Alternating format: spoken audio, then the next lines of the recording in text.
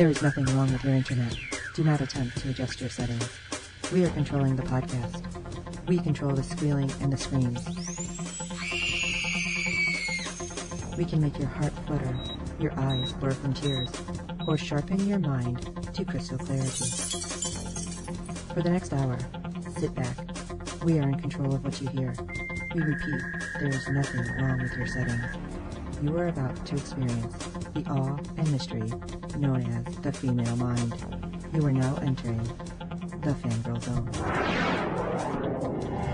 Hello everyone and welcome to the Fangirl Zone. I am Sean, Fangirl S. Joining me today is Miss Jennifer. Hello, Jennifer. Hello, everyone. It's been so long. It has. And today, since you can't quite tell all the time, because Jennifer likes to pop on to the Fangirl Zone and help me out with stuff, we are talking, oh my god, Season 2 of The Handmaid's Tale.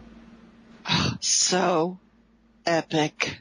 And I am very happy to say that I managed to get a bunch of people at work to start watching. They binged the first season, and then I've been seeing nothing but posts online, so we'll probably be talking about it when I go to work today, about, oh my god, I can't believe that happened in the first episode, which it was crazy, this first one. Oh my god, so crazy. And yes, I too have converted a lot of people. I'm like, look, you really gotta watch this. And I'm like, I don't know if it's for me. I'm like, just watch it. I promise. And so finally I got my daughter to finish season 1.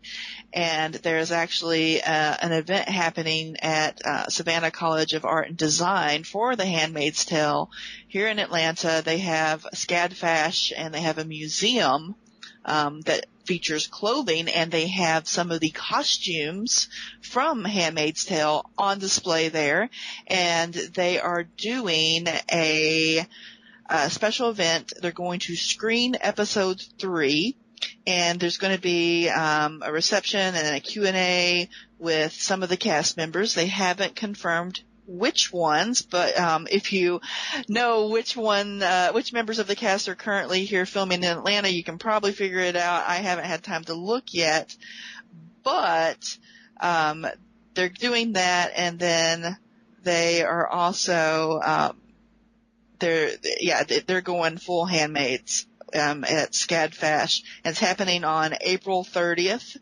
and you can actually go through Eventbrite. And the screening is free. But if you want to become a member of SCAD-FASH, which gives you access to the cast member Q&A, and you get to see the exhibit with all the costumes, I think it's around $50. So not bad, because that's your annual membership, and they do have some amazing exhibitions at SCAD-FASH as a museum. So it would be totally worth it. That's actually pretty cool. I am so far away, so I cannot do that. So Jennifer will hopefully be able to get in and get some. I am definitely going, and I'm gonna definitely try to get us some, at least some questions in, and maybe a short interview. I am definitely trying for that. That'll be awesome. So stay tuned. We'll hopefully have that. If nothing else, Jennifer will be able to at least give us a little rundown of how it went and what everything was. Yep. So let's jump into episode 1 of season 2, entitled June. Our summary. And I found it interesting that the first episode of season 1 was Offred, and then in contrast, the first episode for season 2 is June, her real name. Finally taking back her name, yes. Yep. So our summary is, Offred reckons with the consequences of a dangerous decision while haunted by memories of her past and the violent beginnings of Gilead. Which, it's great, because it's like, okay, we knew that this season we were going to get some, like, past stuff. Yes, and it's the stuff that I'm like, after reading the book, I'm like, no, wait, it can't end. I need to know more about, like, how did this happen? I need details. I need backstories. I need to know. And this is why I'm so glad that we're getting season 2 of Handmaid's Tale, and we get answers to these questions. Yes. So, yeah, oh my gosh, where do we even begin? Well, when we start, we basically just start right where we ended last season. Her in the paddy wagon. Oh my god, that first opening sequence, and I know it made you mad too. I was so damn mad. Oh yeah. oh my God. The noose thing. Oh my God. I was so mad. Well, that was intense. It was. Let's go back a little bit because there was a question I had for you. So they're in the paddy wagon and she doesn't have any clue, what's happening. She's like, all right, well, Nick said, trust me, I'm going to do this. And they open like the little slider between like the driver and her. So she sees lights, turns around, she's looking. We don't see what she's seeing, but then suddenly they like slam it shut. And then she's like, oh. What do you think the point of that was? I think it was like to give us like, oh, she's being rescued. But then when they slam it closed and she looks kind of dejected, I think as the viewer we're like, oh, well, crap, maybe she's not being rescued and she's in trouble. That's what I was kind of wondering, because it's like, this doesn't make sense. It's like, all right, Nick trusts these people who are taking her. But it's like, all right, this happened. Maybe Nick was wrong. And then it's totally like cattle being like herded into a slaughter, like when they're going through that tunnel. If you've ever been to a slaughterhouse, that's exactly how they do it. And the lane just keeps getting smaller and smaller and smaller, so that the cows are single file. And they basically behead them, in a line, and the cow directly behind the cow being beheaded sees what's happening to the cow in front of it. If you ever go to a slaughterhouse, that's what you're going to see, and you will never want to eat meat again. Trust me. But this is exactly what that reminded me of, is a slaughterhouse. I'm like, oh my God, they're going to kill all of these handmaids. And it seems to be the ones who did the rock drop, sorry, Aunt Lydia, in the season 1 finale. And so I'm like, oh my gosh, Aunt Lydia is getting payback. What's going on? I thought she was being saved, and I was like so super like on like the edge of my seat. And then the nooses, I was just like, well, I mean, there was dogs there like pushing them. It was they were terrifying them. Even I'm assuming they were the eyes or uniformed guards, whoever. They were like pushing them, and the one was even kicking the girl in the stomach. Which, first of all, I'm like, you don't. She know. could be pregnant. Thank you. That's exactly what it was. I'm like, dude, you're going to be up on a rack in a minute, because if she's pregnant, loses the baby, you're done. Yeah. Well, and then just the trauma of, being herded in through that way and having the noose around your neck and them even pulling the lever. Yes. Like, they thought they were going to die. Some managed to like kind of hold hands a little bit. June kind of just clasps her hands together and puts her head down, and that's a callback to when she first entered the Red Center, for when she was told to humble herself, and she's kind of like accepting, okay, this is the end. And then for them not to do it, I mean, the stress of that alone could cause a miscarriage. Right, I don't know how she didn't. And I mean, even the girl next to her, I mean, she sees the fear, they're all freaking out, and the girl next to her ends up like, peeing on herself. Yeah. And I felt so bad, and I don't remember that girl's name, but that's that really young one. Who I remember back when they went to the one party, she's like, I was here for a bar mitzvah. Yeah. And it's like, oh my God, this poor girl. Like, all of them. Yeah, she's so young. But the one thing I noticed when I was watching, even the first time, I'm like, they're not tightening those nooses. So when they drop them, technically their heads could slip out. Right. And so I'm like, maybe they're not going to do this, and maybe it's a scare tactic. And so I had a little hope there. And so when they did hit the lever and they didn't drop, and then Aunt Lydia comes out, I'm like, oh my God, Aunt Lydia, I want to kill you right now. And let me tell you, Ann Dowd, she's so good. She's one of those characters that you love to hate. Aunt Lydia. And I feel, and I think we've talked about this before, that's what really makes an actor. Because if you can be like, oh my God, I hate your character so much, you're amazing. That's huge. Because, and we talked about it last season with her. It's like, okay, is she a true believer? Is she, waffling? Is she kind of forced into this? And then we get her with this scene, and I hate her. But then in the next scene, we see her, and when she's ringing the bell, and I'm like, I don't know. She's a little nuts there. Like, in her head, yeah. The way that I saw it was like she had this range of emotions from relief to exaltation to terror, and then she just grabs that rope and just starts ringing it, and then she's like having this moment of madness. And so I wonder if she was a true believer, and through all the things that she's seen and had to do, that it's kind of driven her a little mad, that maybe she's gone religious zealot to the point of, oh my God, what have I done? And the guilt has either turned her crazy or I don't know.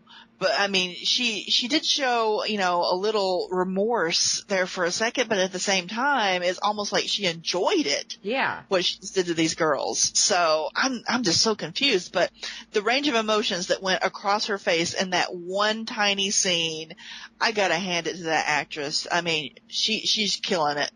I think that's why she won, was it SAG Award? Yeah. Yeah.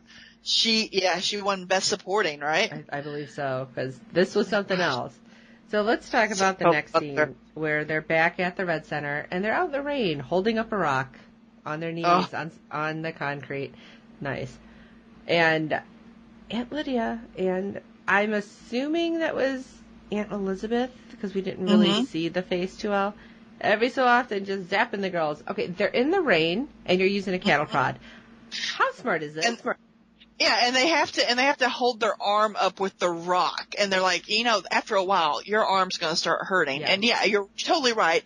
Really, are you going to zap people in the rain? Do you want to electrocute yourself too? Are you dumb? Right. But we do get this beautiful above the scene shot where they're in a kind of like this circular thing, and my daughter noticed, she's like, oh, they kind of look like a rosary window, like a flower. And these are supposed to be the flowers of the society. And so I'm like, okay, the symbolism is not lost on me here. Right. Well played, cinematography. Well played.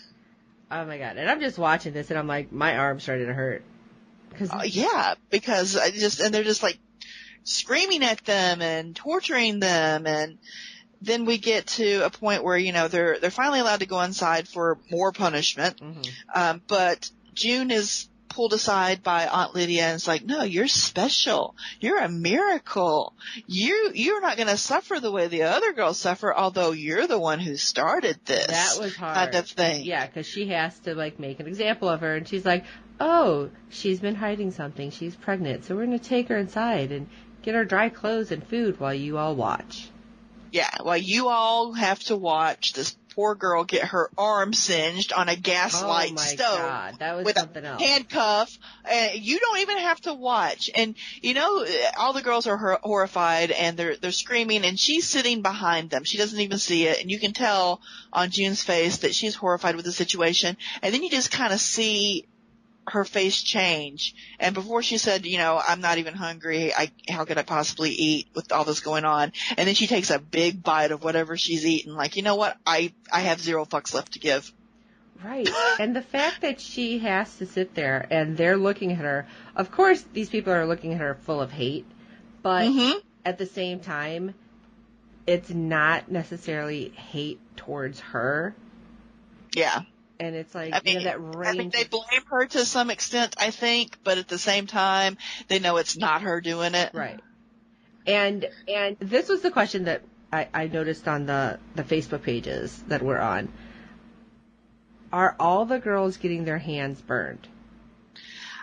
See, I don't know. They only showed the one, and I'm guessing. And why was that one picked? Was she just, in the front of the line and they grabbed her first? So yeah, that was a question I had too. If all of them got the cause it was a handcuff, and it didn't look like their hand was directly on the flame, but it looked like the handcuff was what was being heated to burn like a ring around their wrist. Okay. Is kind of how I saw it, but I could be wrong. They could have totally burned the hand up. Yeah, I think they're going to burn the hands, but then at the same time, it's like, okay, think back. If you have any more of these, people from other countries coming in, you already know that you can't have any of the quote unquote deformed girls, out right, there. But maybe a ring around the wrist brand. That is going to be super painful because there's so many nerves in your wrists and then in that area. Would do the job, and that's something they can easily cover with their uniform. So, yeah. It was something else. And then we get to see what would happen if June didn't comply. Because they take a walk, and they have a girl chained up who's pregnant.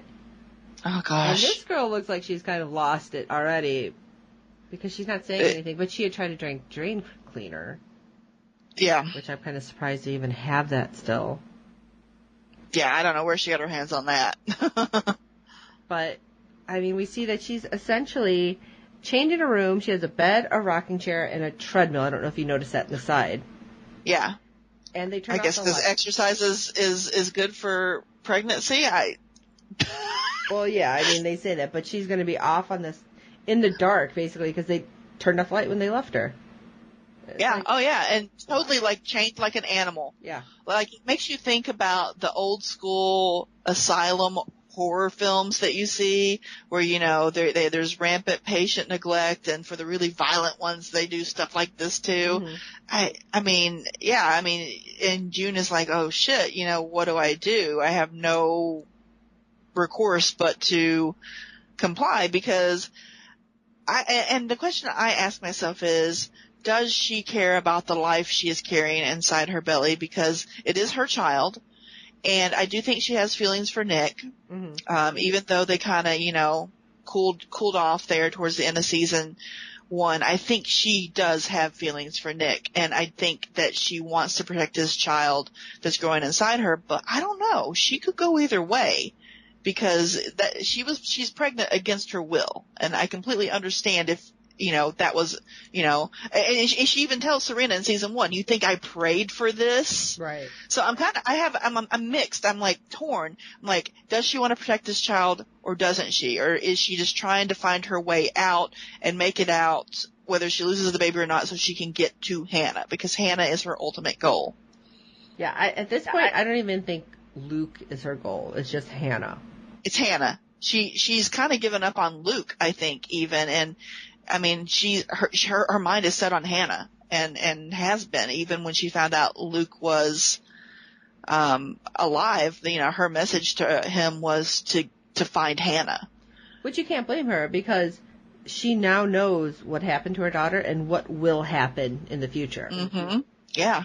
And she knows her daughter is alive because Serena showed her last season. And, I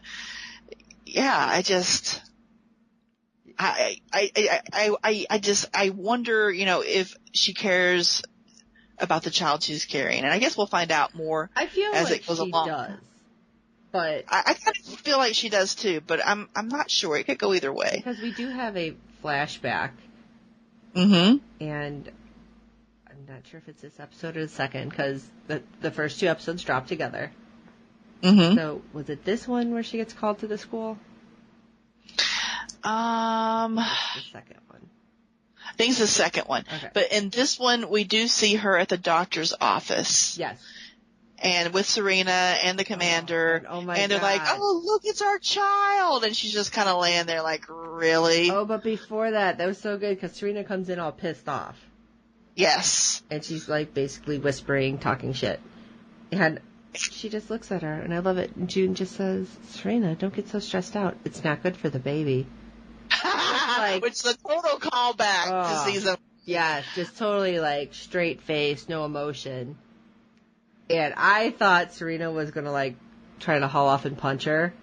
I was waiting for that because I wanted like the doctor and the commander to walk in when she tries something. Yeah. Yeah, I would have loved that, but apparently Serena's too smart for that. But I think at some point Serena's going to crack it and go ape shit. I'm waiting for it. She's got a lot of pent up anger. I mean, she engineered this, you know, kleptocracy, and she's got no power within it, basically. So she's going to crack, and it's going to be epic. Yes. That's my prediction. I think I'm right on board with that. And we were talking about that at work as well, how did you not realize when they started cutting you off right away that things were not going the way you thought it was? Mm-hmm. I mean, granted, at that point it's too late, but yeah, it wasn't going to happen the way you were like, oh yeah, this will be great. No. But it got really weird because all of a sudden one of the orderlies, after everybody leaves and, you know, he's kind of cleaning up, and he says something to June, but first says Offred. And, you know, she's just like, yeah, under his eye. And he looks and he's like, good luck, June. And it kind of and she's like, her. uh-huh. So, like, we know he's probably on her side. And well, he's she's the putting one I her. think put the key in her boot because he was. I moving everywhere. guarantee he's the one. Yeah, she's putting her boots on. There's this key with a little red sticker on it, and she kind of looks around the room, and I wouldn't have seen it. I'm just too blind. But she finds another little red sticker that key that opens that locked door, and she's like on this like hunt down this stairwell and down this hallway. There's a flashlight, and she's following red stickers, and she ends up in the back of a refrigerated meat wagon. Yes, yeah, with some slaughtered pigs. And pigs are the closest to humans as far as like DNA goes, and like cannibals call human meat the long pig. Yeah. And so to have the pig strung up like that, I mean, they kind of looked like people. It was pretty messed up, but the fact that she runs in there and the door just closes, like she doesn't even see anybody. Mm-hmm. And of course she's freaked out because she has no idea what's happening. This could be some kind of test. And she's on her way. And then it's like, okay, great. She's going to survive. That's what I was thinking. Because the next thing we see is the commander on the phone, pissed off, but not showing a whole lot of emotion. Just saying, I'm taking over your command. Yes, there's a pregnant handmaid on the loose. And Serena's just sitting there, like outside the door, listening, like, crap. And she kind of goes up into her room, into June's room, and just sits there and is like reflecting on, I don't know, every crappy thing she's done and what has happened is what I'm assuming up till now. Yeah. And I'm wondering because she told June, Offred, that as long as my baby is safe, your baby, as in Hannah, will be safe. So I wonder if she may try to get Hannah in order to try to get June to come back. And see, that's a really good thing. And this is where I was kind of questioning, you know, how serious is she about this? Because she knows that if anybody does anything to a child, they're going to die. Uh-huh. So, yeah, it's like one of the greatest sins is to put a child in danger. I mean, crazy Janine, you know, was just going to jump off a bridge and didn't even hurt the child. She just kidnapped it, but she was endangering the child, and she got, you know, she was going to be stoned to death for that. So I can imagine that Serena has to walk a fine line, and maybe, you know, she just has Hannah remanded to her household so that she has custody maybe of Hannah. See, and I don't know, so, because Fred I mean, does she something. have that power? Yeah. Because Fred was warned basically by Offred. So yeah, she's like, you have to protect my daughter from your wife. Yeah, no, he's like, she wouldn't do anything. It's like, you don't know her. Yeah. So yeah, I'm kind of like, yeah, that scene brought up questions about, okay, is she going to make good on her promise that as long as my baby is safe, yours is she going to do something to Hannah, or at least try to get her hands on her to, you know, have some kind of leverage over June now that June is on the run missing. Which, this is all scary as it is too. Yeah. But yeah, when they do ultimately get back to June, she is again like kind of stashed away. She's brought into a building and told that, okay, somebody will be here.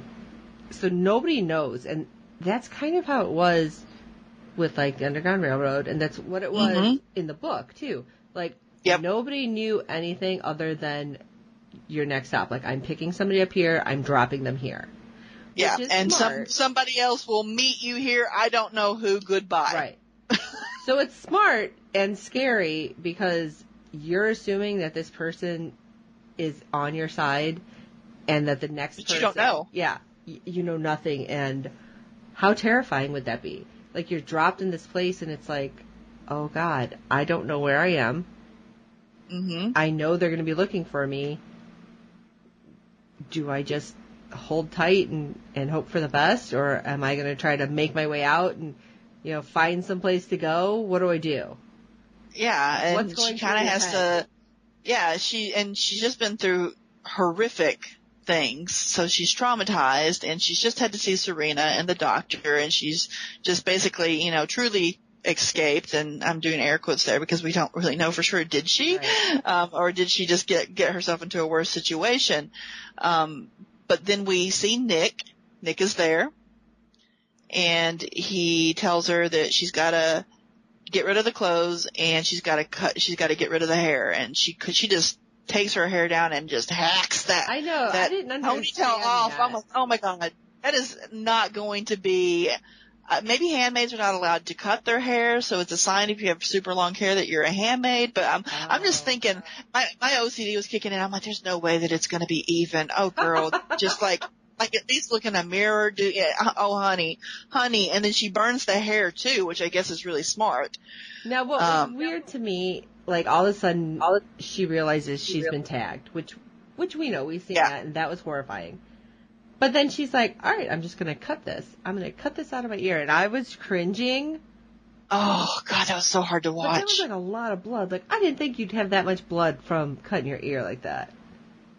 I don't know if there's maybe like dramatic.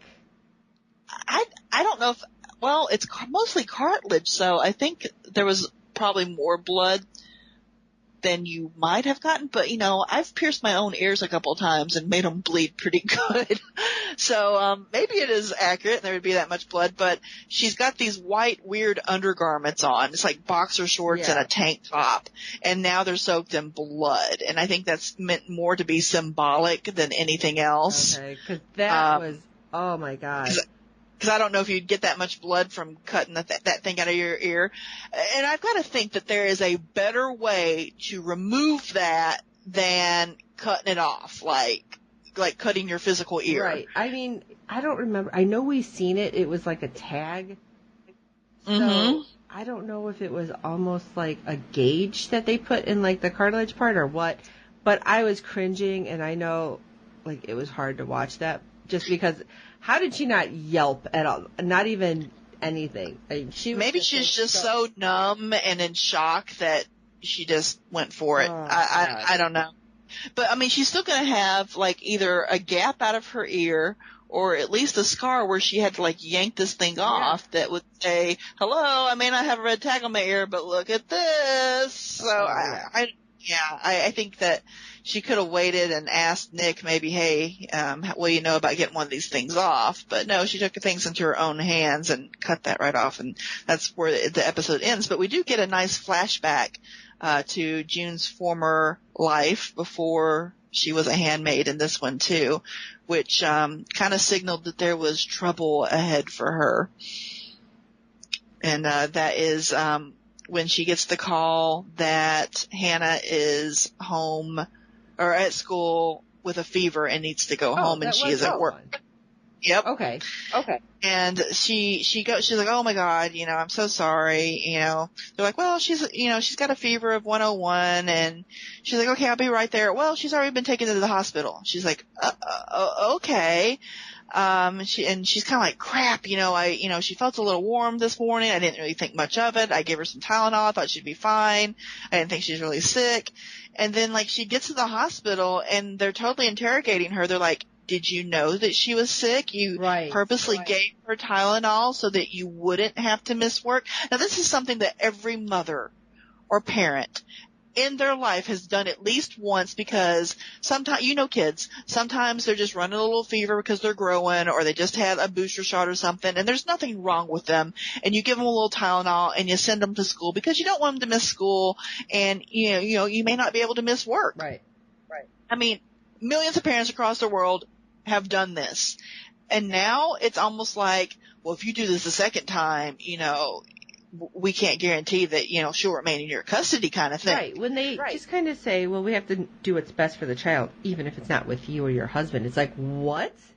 Yeah, and why are you working? I mean, why aren't you available, for your child at all times? And, does your husband, ever pick her up? What happens when she gets sick? Well, I miss work and I stay home, or my husband misses work and he stays home. And they're like, And as a parent, to have someone question a decision like that was just like, okay, this is the beginning of the end right here. Right. Because, I mean, obviously this is when she still had a job, so things started changing after. And Yep. when she gets her home, because earlier in the episode, then we see that Luke had to sign papers for her to pick up her birth control. Yeah, which was crazy. Yes. And then she's like, well, maybe we don't pick it up. Really, with this shit going on, all of a sudden you're like, maybe we have another kid in this mess. No. Yeah. I don't know what they're thinking. And then we get the answer to what the terrorist attack was, because as Hannah is home and she's feeling yucky, on the TV is what's happening with Congress being blown up, and there's an attack on the White House, and she can't really watch because Hannah is, Mommy, I need you. Will you come lay down with me? And ultimately she does. And she's just kind of there, holding her child. This is, what you do when you're a mom. But at the same time, she's hearing these awful things going down on the TV. And you see Luke's face. He just looks horrified. Oh, yeah. Can you imagine? I mean, I remember when I was watching 9/11 unfold, and I can imagine it was that level of shock they were feeling. Right. Or maybe even more so. Yeah, and we find out that they didn't actually blow up Congress. There was just several people that opened fire from up in the gallery. Yeah. It's like, holy crap. Yep. It was like a big mass shooting. It's like, how did that even happen? What kind of coordinated effort, which we know. But, like, how did they get them in? That means there was a whole lot of people on the inside at that point. Mm-hmm. Yep. Just taking down all the decision makers. There are no designated survivors. They and we know they end up suspending the Constitution temporarily. Right. And that temporarily turns into, we're just going to do whatever the hell we want. Here's the new regime. It's, the Brothers of Jacob, or whatever it is they call themselves, the Jacobians, or I don't know. And this is how they take over. And it just makes you realize that, what if something like that happened? What would happen to our society, and how would it change? And it's really terrifying that, it could be a Handmaid's kind of situation. It could be. And it is, just utterly terrifying that something like that could happen. And I can see it not being that far off. And we've talked about this before, especially with, every government, there's something that happens. But when you have people in charge, and we're not pointing anything out because this isn't a political forum, this is about this movie or this show, but when you have the ones in charge who are screaming, no, this isn't how the Bible says it, we need this, this, and this, it's like, no, you can't have that, because then you turn and you see this, and this isn't just fiction anymore. This turns into a reflection of what could be. And I don't know if it was you or somebody else earlier today, I happened to see it, that it was a congressman, and I don't remember his name, said that in the mid-2000s, 60% of abortions were women in their 20s. And had they not had the abortions, they would have had children who would now be consumers for Toys R Us and Babies R Us. Oh my God. So, are you kidding me? And then the reply to that was, so women have to have children in order to keep corporate America running. Corporations alive? Yeah, no, I call bullshit on that. You see this stuff, and then you're looking at this, which is supposed to be an act of, complete fiction, and you're like, okay, these are getting closer together. Kind of like we've joked about with Idiocracy. Mm-hmm. It's like, well, it started as a, spoof, and it's becoming a reality. I'm feeling like this is kind of closing, and it's like you don't want the religious, zealots to take over. And I know you keep hearing, how bad Sharia law is, and it is bad. But any religion in an extreme leads to bad things, in my opinion. And there are Congress people and senators and, people within, leadership positions standing up and saying things like, well, a woman should have the consent of her husband to have an abortion, or to go on birth control pills, and or doctors should be able to, Yeah, and in Texas, doctors are able to even lie to patients about how far along a woman is, so that may change her choice on whether she decides to keep the pregnancy or not. And they're allowed to lie and tell her the fetus is healthy. Even like if it's that's not, something recent. And That's something and that's scary because you watch this and you're like, this can't happen. And that's exactly what happened with my husband and I when we're watching the first season. He's like, no way that can happen, because in order for that to happen, this, and this would have to. And then we watch the next episode and he's like, holy shit, because obviously we haven't been able to record ours because he's like, maybe I need to watch the whole first season again. But, you know, when you see this and you have so many people, and you and I have talked about this before too, that it's like, no, I can't believe that this next thing would happen, and then it happens and you're like, oh my God, no, there's no way this next thing would ever happen, and then it happens. And it just slowly moves. And when I watch this is what scares the hell out of me. And that's why I really enjoy this, if this makes a lot of sense. Cause yeah, exactly. Me too. I mean, okay, the one hot topic that keeps coming to my mind is you have a lot of these unaccompanied minors who are coming over into this country without proper documentation. And they're usually young ladies escaping sex trafficking rings or abusive situations or gang violence or what have you. And they're coming over and they're put in these detention centers, and some of them are pregnant. And these young ladies in the ACLU have had to fight for the right for these young ladies to have the medical treatment for the ones who choose they want to have an abortion because maybe they were raped. You know, maybe it's a result of incest and what have you. And then you've got these other people who are saying, you know, the best thing about that could happen in a rape is if you become pregnant, because then it becomes a blessing. You have people really saying this stuff, and then you have people who are basically trying to force these underage, unaccompanied, you know, undocumented immigrants into having babies that they don't want or have any way to take care of because they're children themselves. And it's just like my head wants to explode. Right, because it just this stuff is happening. Showing it. So yeah. All that being said, and this first episode freaking us the hell out. Oh, yeah, definitely. I don't know how you guys felt, but we want to know. So shoot us an email at contactus@fangirlzone.com. Jennifer and I will read it. We'll even read it on air, discuss it, and maybe if you want to join us for a future episode, you know, we'd happy to have you on to talk to us, because we are not the only ones who are thinking that this is crazy and too much stuff is looking like reality. Yeah, and I always say the best thing about podcasting is connecting with other fans who like the same stuff that I like, and meeting people and having discussions about those things that we both mutually like. So, yeah, bring it. Send us email. Tell us you want to be on the show. Send us your comments, your questions, your theories. We want all of it. Your random. We want all of it. Yes, I love it. So, obviously, at this point, you should know where to find us. But check us out at fangirlzone.com. You know, rate and review us on iTunes and any other podcatcher you're finding us on. And Jennifer, you are over at our sister network. So why don't you tell everybody where they can find you as well? So I am over at the Hollow 9 Network. That is the word hollow, the number 9, I-N-E. And you can find us at hollow9.com. And I'm on a few podcasts over there. And Handmaid's Tale is one that we're doing in syndication in partnership with the Fangirl Zone. So all of the season 1 is there. And you can also find it at the Fangirl Zone website as well. And then Sean pops in and does some guest spots on some of our other podcasts. So cruise around, check us out, and you know, we've got a lot up there. You might find something you like.